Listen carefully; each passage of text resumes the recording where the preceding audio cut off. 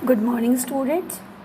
पिछले अध्ययन सत्रों में हमने भोजन के बारे में विविध टॉपिक्स पढ़े, जैसे भोज्य पदार्थों के प्रकार, भोज्य पदार्थों के कार्य, भोज्य पदार्थों के खराब होने के कारण और भोजन परिरक्षण।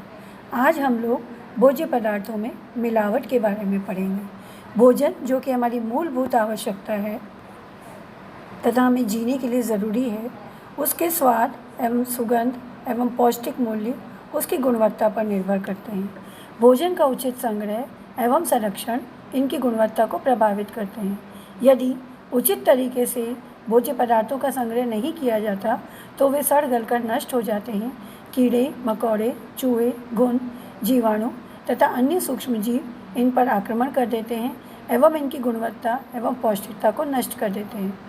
जैसे गेहूँ, जौ, चना, मूंग, मसूर आदि साबुत दालों में घुन लगना, दूध को लंबे समय तक उठाकर रखें, उबालें नहीं तो दूध का फटना, शेष बचे हुए भोजन का स्वाद खट्टा होना, अचारों का सड़ना एवं यदि इन सड़े गुले तथा दूषित भोज्य पदार्थों को आप ग्रहण कर लेते हैं तो ये हमारे स्वास्थ्य के लिए भी हानिप्रद एवं नुकसानदायक होते हैं। भोजन की पौष्टिकता एवं गुणवत्ता में कमी के कई कारण हैं। उनमें से एक बहुत ही महत्वपूर्ण कारण भोज्य पदार्थों में मिलावट है। भोजन में मिलावट होने से उनकी पौष्टिकता एवं गुणवत्ता कम हो जाती है। कभी कभी तो ये विषाक्त भी हो जाते हैं तथा शरीर पर हानिकारक प्रभाव छोड़ते हैं। भोजन में मिलावट के कारण कई बार लोगों को अपनी जान तक गंवानी पड़ती है। इसीलिए भोज्य पदार्थों में मिलावट आज के समय में एक ज्वलंत समस्या बन गई है। मिलावट की परिभाषा हम देखें कि मिलावट है क्या। भोज्य पदार्थों में न खाने योग्य पदार्थ तथा निम्न श्रेणी के भोज्य पदार्थों को मिलाना जिससे कि विक्रेता को आर्थिक लाभ हो किंतु उपभोक्ता को आर्थिक नुकसान के साथ साथ स्वास्थ्य पर भी विपरीत प्रभाव पड़े, मिलावट कहलाता है। यानी कि किसी भी खाद्य में अगर निम्न क्वालिटी का खाद्य मिला दिया जाए या ऐसे पदार्थ मिला दिए जाए जिनको हम खाते नहीं हैं, भोजन के रूप में उपयोग में नहीं लेते, तो वो मिलावट हो जाती है। इंग्लिश में अगर हम बात करें तो food adulteration can be defined as the intentional addition or substitution or subtraction of any substance which adversely affect the nature, substance and quality of foods. मिलावट के उदाहरण। मिलावट कई प्रकार की होती है। आपने देखा होगा जब आप अनाज और दालें खरीदते हैं तो उनमें कंकड़, मिट्टी, बालू, पत्थर, रेत आदि मिला दिए जाते हैं जो कि न खाने योग्य भोज्य पदार्थ हैं। दूध में पानी की मिलावट निम्न भोज्य पदार्थ की मिलावट हो गई क्योंकि पानी की क्वालिटी दूध से कम होती है। उत्तम खाद्य पदार्थों के साथ निम्न खाद्य पदार्थों को मिलाना, जैसे काम में ली गई चाय पत्ती को सुखाकर ताज़ी पत्ती के साथ मिलाकर बेचना, या घी के साथ डालडा घी या तेल मिलाकर बेचना, काली मिर्च के साथ पपीते के बीज मिलाना, और इसी प्रकार लाल मिर्च के पाउडर में ईंट का चूरा, लकड़ी का बुरादा या घोड़े की लीद को लाल रंग से रंग कर मिला देना। ये मिलावट की कुछ उदाहरण है। जबकि मिलावट विभिन्न पदार्थों में विभिन्न चीज़ों की मिलावट की जाती है जिनके बारे में हम विस्तार पूर्वक पढ़ेंगे। अभी हम देखें कि मिलावट क्यों की जाती है। पहला उद्देश्य है विक्रेता के द्वारा अधिक से अधिक लाभ कमाना, maximum profits by the sellers. विक्रेता खाद्य पदार्थों में इतनी चतुराई से मिलावट करता है कि उपयोगकर्ता को इसका पता आसानी से नहीं चल पाता। वह घटिया, नहीं खाने योग्य तथा निम्न स्तर के खाद्य पदार्थों को उत्तम खाद्य पदार्थों में मिलाकर बेचता है जिसका उपभोक्ता उपभोग करता है एवं धोखा खा जाता है। दूसरा, मांग के अनुरूप पूर्ति न हो पाना। कभी कभी क्या होता है कि खाद्य पदार्थों की मांग तो अधिक होती है लेकिन उसकी आपूर्ति कम होती है।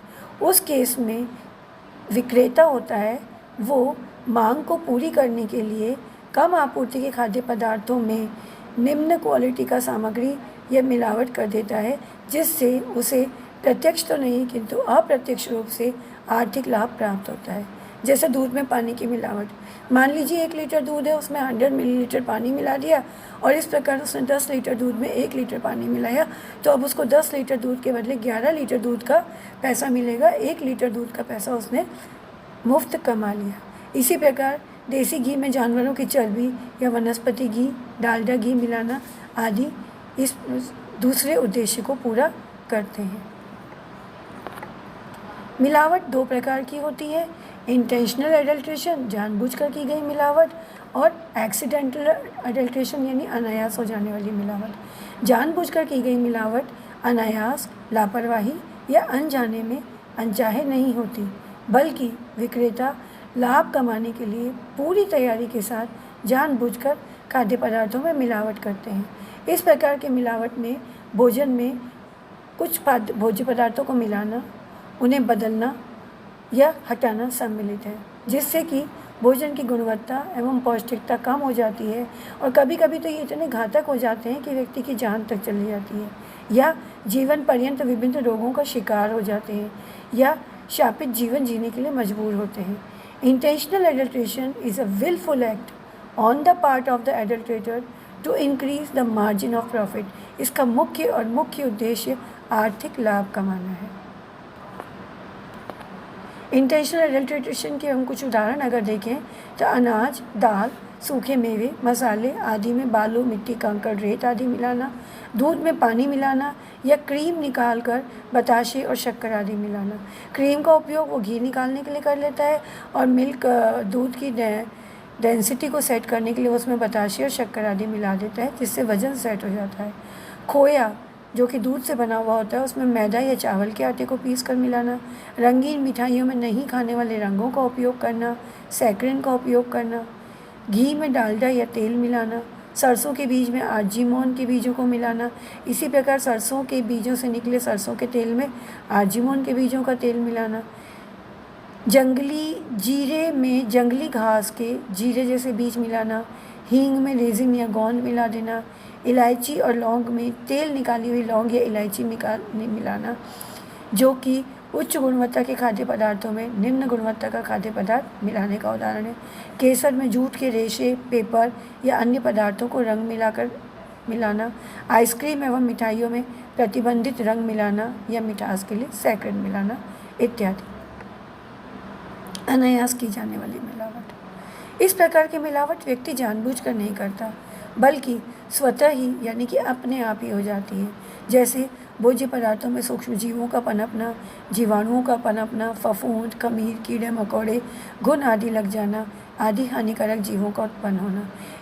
इन सब प्रकार के ये जो अनायास मिलावट है, ये भोजन की गुणवत्ता और पौष्टिकता को नष्ट कर देती है। Incidental food contamination is usually due to the ignorance, negligence or lack of proper facilities.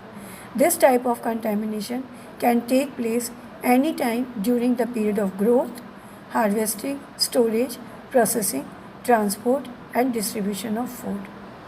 यानी कि ये जो मिलावट है, इसको हम फिर मिलावट ना कहकर कंटेमिनेशन भी कह रहे हैं, क्योंकि ये जानबूझकर मिलावट नहीं की जा रही है, बल्कि हमारी लापरवाही या हमारी केयरलेसनेस की वजह से होती है। ये दो प्रकार की होती है। पहला धात्विक संदूषण, मेटालिक कंटेमिनेशन। धात्विक संदूषण के कारण भोज्य पदार्थों में विषाक्तता उत्पन्न हो जाती है। ये धातु भोजन में मिलकर भोजन के स्वाद को बिगाड़ देते हैं। कई धातु तो भोजन में उपस्थित प्रोटीन और विटामिन के साथ रासायनिक क्रिया करके उन्हें विषाक्त भी बना देते हैं। आपने देखा होगा कि पीतल या तांबे के बर्तन में आप दही जमाएं या दही से बने हुए व्यंजन या खटाई से बने हुए व्यंजन बनाकर उन्हीं में छोड़ दें, तो जो खटाई है वो इन मेटल्स को भोज्य पदार्थों में इनकॉर्पोरेट कर लेती है, मिला देती है, जिससे इनका स्वाद खराब हो जाता है। इसी प्रकार नींबू का अचार और आम का अचार अगर आप ऐसे बर्तनों में रखेंगे तो उनका स्वाद बिगड़ जाता है और ये विषाक्त हो जाते हैं। चांदी के बर्तन में अंडे को रखने से वह विषाक्त हो जाता है। इन बर्तनों में रखे गए भोज्य पदार्थों के सेवन से चक्कर आना, उल्टी आना, पेट में दर्द होना, दस्त लगना आदि समस्याएं पैदा हो जाती हैं। जिस बर्तन, जार या पॉलीथीन, कभी कभी पॉलीथीन में हम गर्म चाय, दूध आदि को संग्रह करके ले आते हैं, लेकिन वो पॉलीथीन के केमिकल्स उस चाय, दूध में गर्म भोज्य पदार्थ में आ जाते हैं और भोजन खराब हो जाता है।